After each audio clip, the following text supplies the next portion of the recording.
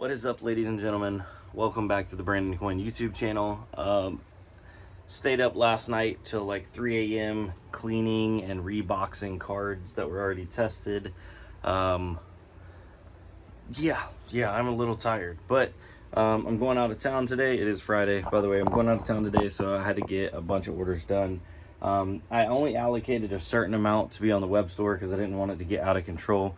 I also have a bulk buy going through with an individual, so I didn't want to oversell and then sell, potentially some of his. So I cleaned off and boxed up 24. I think I'd already packed up a couple here, but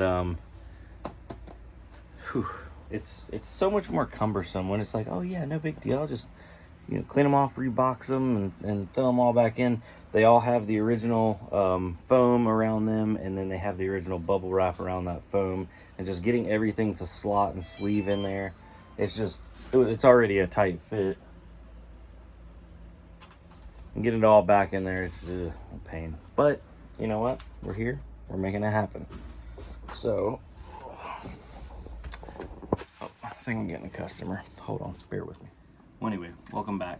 It was somebody looking for the hair salon, so I kindly directed them. Regardless, though, I got more poly bags in, or plastic bags, and we will be bagging up all these because the boxes are decent, but don't want to ship them like this because people be stealing them in packages. You know what I'm saying? So put it in a plastic bag. Who knows? It might just be like a knife set or something they don't want.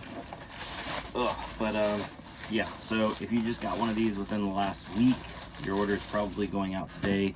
I updated the website and put at the top, expect some shipping delays, 2 to 3 days handling time on top of the shipping time, just because I had gotten so many orders in such a short period of time. Normally I'm always floating between 5 to 10 orders like every couple of days. It's like I get a couple more orders in, and then I get a couple more orders out, whether I'm sometimes waiting on this or waiting on that. If it's a significant amount of time, I'll reach out to the customer and see if they just want to refund it or if they want to wait on it. No big deal. But since I put these on there and I did the sale for the 2060s at $120 a piece, like the first night I got like 20 orders, and then I got like, and it's crazy because like I put these cards on sale, but these cards are not exactly the ones that are selling, but I guarantee I got the extra traffic from that video because that video got a lot of views on YouTube. So it's just like, take the good with the bad. Unusually sold some 570s, sold some 580s. Actually, a friend of mine bought the 570s, but sold some 1060s, 1660s. I think somebody else is out there talking. I think we're officially sold out of 1660 Supers, the PNYs at least. I think we still have some of the Tufts, Asus Tufts, but yeah, it's been a good day. So anyway, this is order number 1297. He got a single, he slash C, I can't even talk. Got a single 2060 KO. We're getting her boxed up now and should be going out the door today. All right, so I've been asked this before, and how do you ship a graphics card for resale? And basically, especially if it's an older card or the box is a little beat up and not necessarily in perfect condition, I normally just put them in the box because they're actually packaged pretty well inside the OEM box. There are some exceptions, and then I just wrap a poly mailer, that's what these plastic bags are called, around them. Poly mailers are super cheap. You can get like, I think the pack that I get's like 100 for like 20 bucks, but you get bigger ones and then fold it over and then tape them, so tape them all up. Now the trickier part, if you don't have the original box, what I typically go with is, they're over there. Let me grab one, and actually, hold on, I think I have one right here.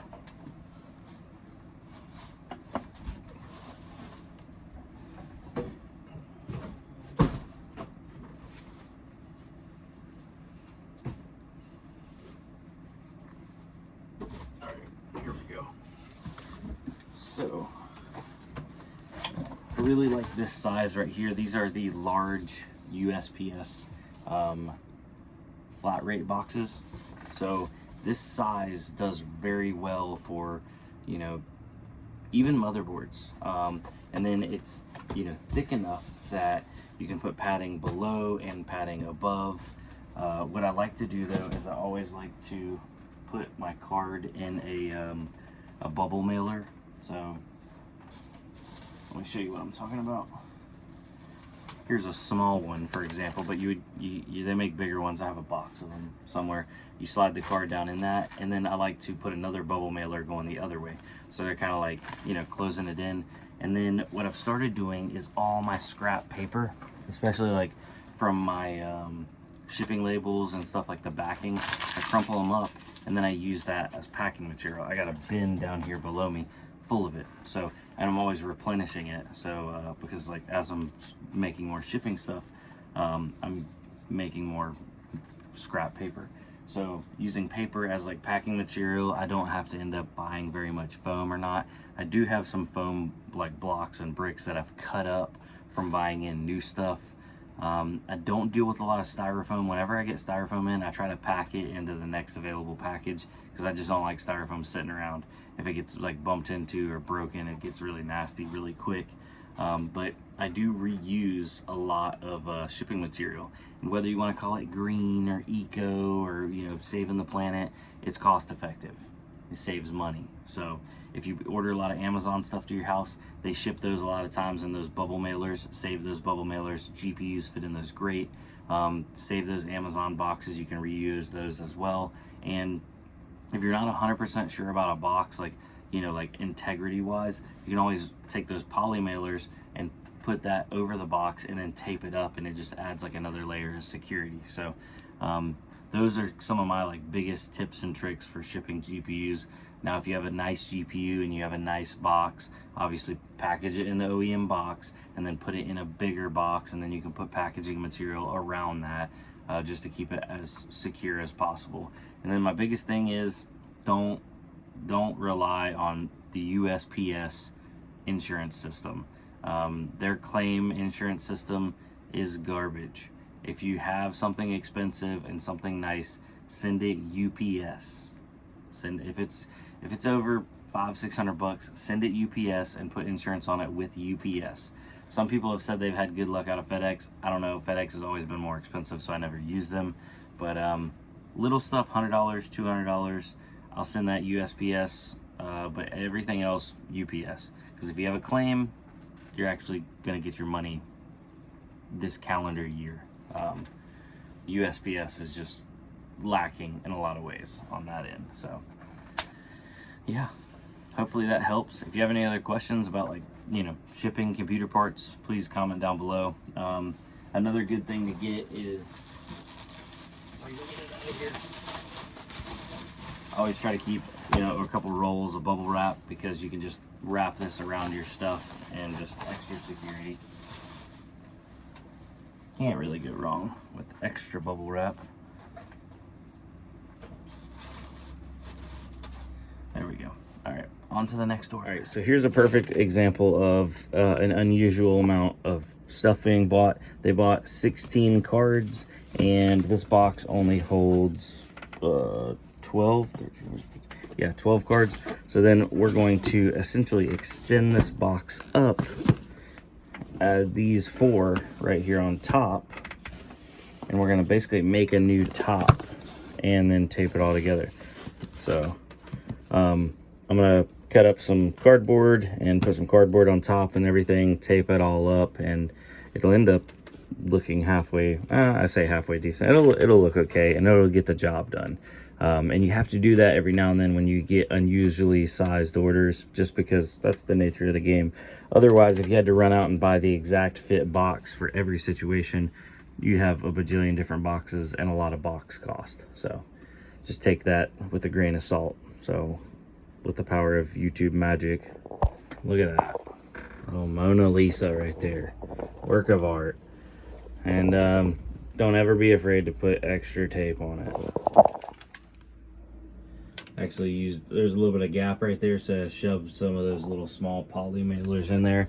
One thing I like to do is keep everything nice and taut inside of there. You don't want any space, because any space it'll jingle and jangle around. So it's much better in my opinion for it to be like one solid unit.